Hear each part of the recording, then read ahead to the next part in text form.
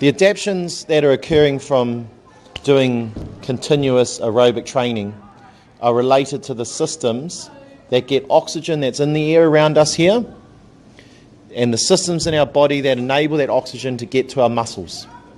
Oxygen is used by our muscles for fuel and for energy.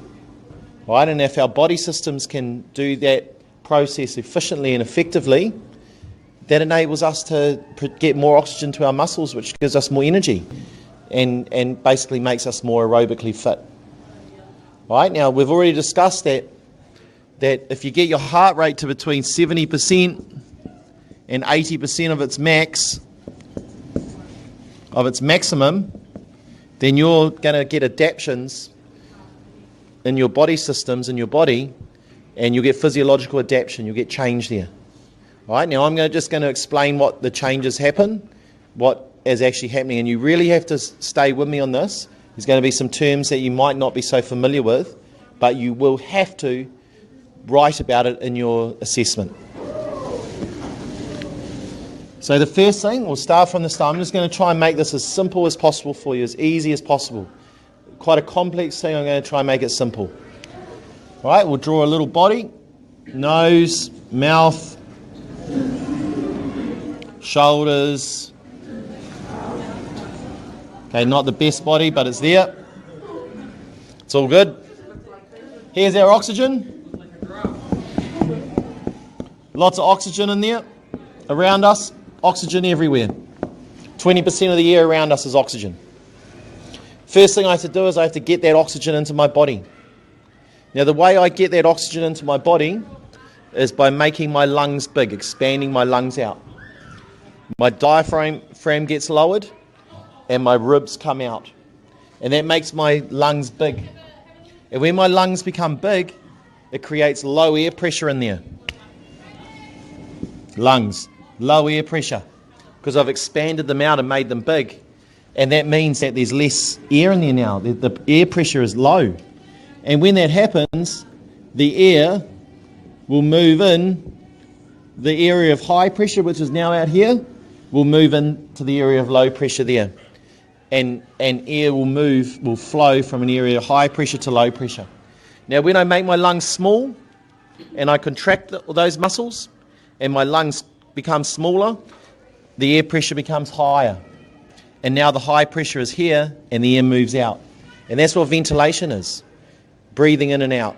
And it's done by either making our lungs bigger or by making our lungs smaller. All right, creating air pressure differential. So air moves from high to low pressure, air always moves from high to low pressure. All right, it equalizes itself. And that's what my lungs do. Yes, dear? How is that related to muscle, like continuous training? Okay, good, very excellent question. The way I make my lungs bigger and smaller is by my diaphragm, which is a muscle which is under my lungs, and my intercostal muscles in my ribs. When I do lots of continuous training, this muscle becomes stronger and the intercostal muscles become stronger, and that enables me to make those lungs bigger and smaller way easier, like way bigger and way smaller. Basically, it means I can do more, I have more ventilation. All right, I can make my lungs much bigger and much smaller, much bigger and much smaller. So I get higher differential in terms of the air pressure inside those lungs. All right, so that's one product of doing continuous training. That's what happens. Diaphragm, that's a muscle, and my rib intercostal.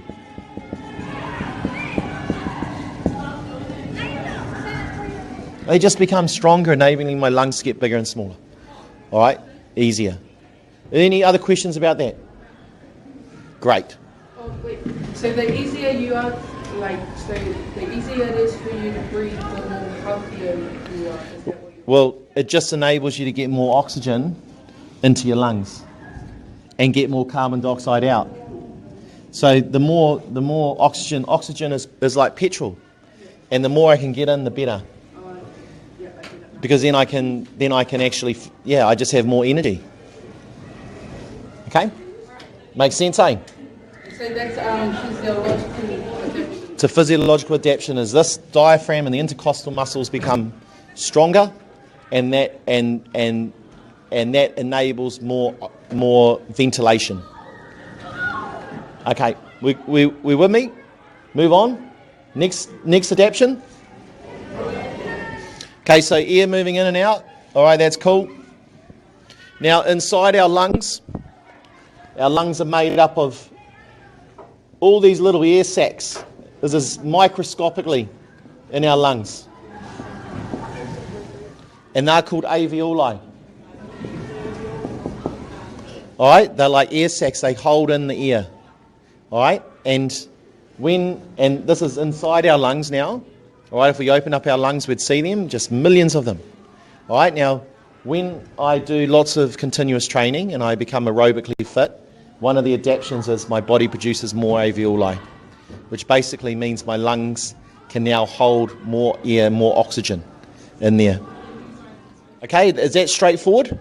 So what happens, like say, you do heaps of continuous training but you're a smoker?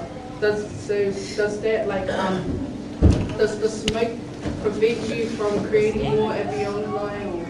So our alveoli like this, and when the air's in our alveoli like this, all right, there's capillaries, like little blood vessels that surround those alveoli, okay?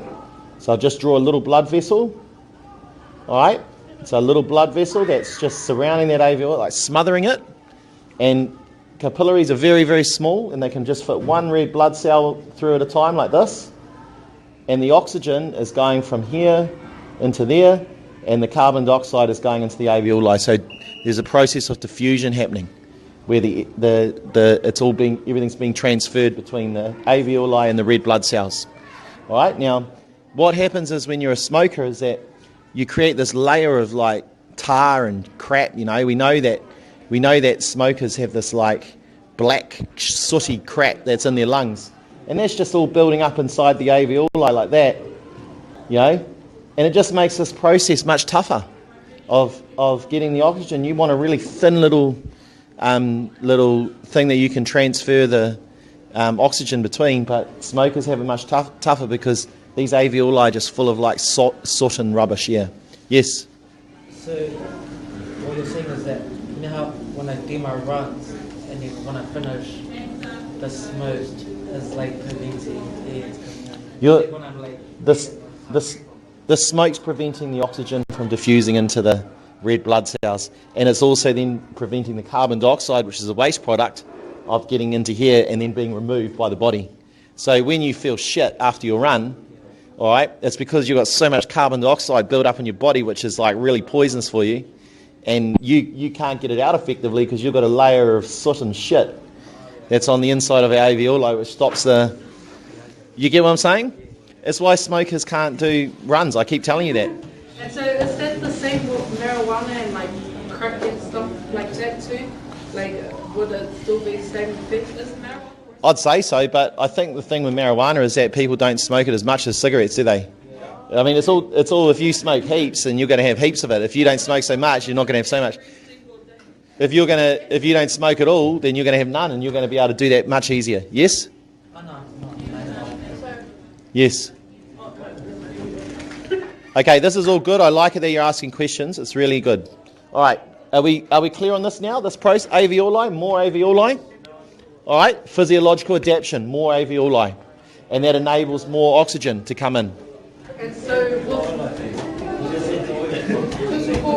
what's the interrelation between continuous training and the breathing system? Okay, girls, can we there's some really good questions here. Just stay focused. The interrelation is that the continuous training overloads these systems. It puts them, we know that when we do continuous training, we feel the pressure in our lungs. We feel our heart, we put under stress. And that stress causes, your body doesn't like being put under stress. And so your body adapts, it changes. And it changes by these are the changes that are actually happening physiologically. All right? It's exactly the same. It's just those principles of training are exactly the same. Overload, adaption, progression. Overload, adaption, progression. All right? It's exactly the same. All right, stay focused, girls. Now, next thing. These capillaries that smother, these capillaries that are just smothering these alveoli. All right? Just all over them, all right? Just intertwining them. These capillaries are the things that are where the red blood cells and the air is being diffused between the alveoli and the red blood cells. And when you become aerobically fit, and as a result, the physiological adaptation is that you get more of these capillaries smothering the alveoli. All right? And if you have more capillaries, it means you're getting more oxygen into the red blood cells. All right? Again, that's a very helpful physiological adaptation. Is there any questions on that? Yes? So what's psychological adaptations? Psychological is not physiological. They sound the same, but they're very different meanings. Psychological is brain, is like mental stuff. Physiological is physical, body stuff. Okay, so if you're thinking psychological, that's brain stuff. That's thinking. Like the stuff that you can see. Correct. Yeah. Good question, though. Now, these red blood cells, so now we've talked about the respiratory system and the adaptations. Now we're going to move to the circulatory system, which is like the blood and things, all right? So Taito, can you guys... Oh, are you taking notes here? Okay. Now, these red blood cells that are in our blood, okay, as a result of doing continuous training or aerobic training, you will get more red blood cells in your blood. Your body doesn't like the stress you're putting it under. Your body will produce more red blood cells. Really, really fit people have heaps of red blood cells. And when you have more red blood cells in your blood, you can get more oxygen around your body. Right? Makes sense, doesn't it? Two ways of getting more red blood cells. You can get really fit, do lots of continuous training, get really fit, lots of red blood cells. All right? Extra ones. But sometimes some athletes cheat and they take EPO, which is injecting extra red blood cells into their blood. No, it's very illegal. Yeah. That's why they get caught in things. It's illegal. How do you get caught, sir? Well, it's really hard, but they have to take blood tests from the athletes and they have to count the red blood cells and they have to have this passport of the athlete, and if all of a sudden they have way more red blood cells than they did a week earlier, then they know that the athlete's taken EPO. But it's really hard to prove, and that's why there's a big thing at the Olympics about it all at the moment. The cyclists are all doing it. Lance Armstrong, he was the worst. He was doing it for years and years. Won the Tour de France 7 years in a row, because he just kept injecting red blood cells into him. Oh, it's illegal. Yeah, I don't know. Oh, you want to do it to get the police? I'm filming this. Be careful. But sir, if you inject it, does it stain or? Pardon? Will it stain? No. It'll just give you a boost, and then your body will your body knows what's going. Your body will eventually reject it, but for a good few days it won't. For a good few days, before a race, they just inject and things, and then for the next 3 days they have all these extra red blood cells. But it's quite dangerous because the problem is that it's artificial, and now their blood's getting clogged up with too many cells. It becomes thicker, and it becomes that can also lead to heart attacks and things because your blood's real thick. All right, next thing. Listen, please. So we've got our extra red blood cells. If we take our heart, all right, and our heart is in between our two lungs, okay, and that heart is pumping the blood around our body, all right, our heart becomes bigger and stronger. Physiological adaptation, especially the left ventricle part. Oh.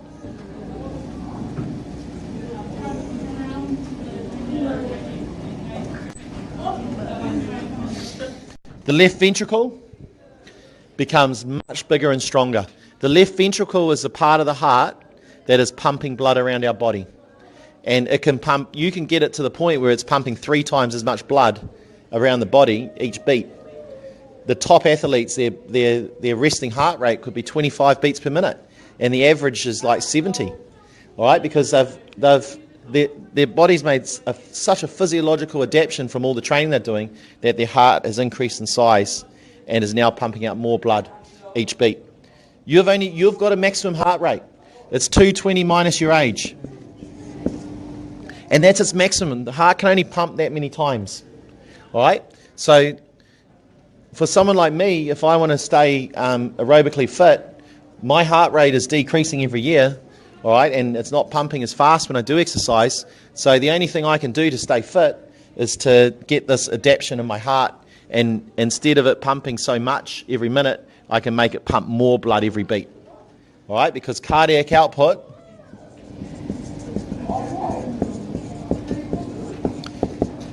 is stroke volume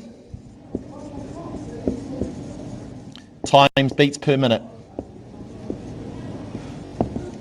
Stroke volume is the amount of blood being pumped out each beat, and beats per minute is how many beats your heart pumps per minute, and that is cardiac output.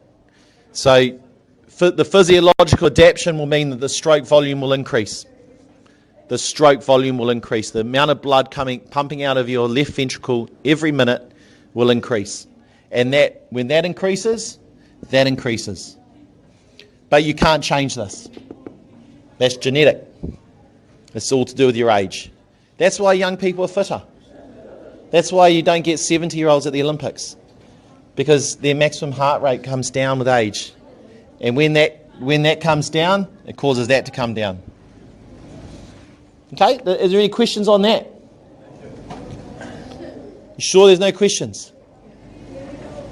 So the main thing to take from that is the left ventricle, and thus the stroke volume, increases. It's a physiological adaptation. The heart can now pump more blood each beat, and that increases the cardiac output. Right, can I carry on? Carry on? Couple more things. Inside my muscles, I have capillaries, and they're all through my muscles. All right, capillaries are blood vessels. All right, and once again, those capillaries on a magnified scale have one single red blood cell going through them at a time, and it is transferring the oxygen into the muscles, and the carbon dioxide goes into the red blood cells. All right, so when I have more capillaries in my muscles, I can get more oxygen from my blood into my muscles, and that creates energy, and that makes me fit. All right, so I've got capillaries in my lungs, and I've got capillaries in my muscles too. And that's where the oxygen is being transferred and the carbon dioxide is being removed. All right, and that's how my system works. All right, is there any questions about that? Should I stop recording? Right, I'll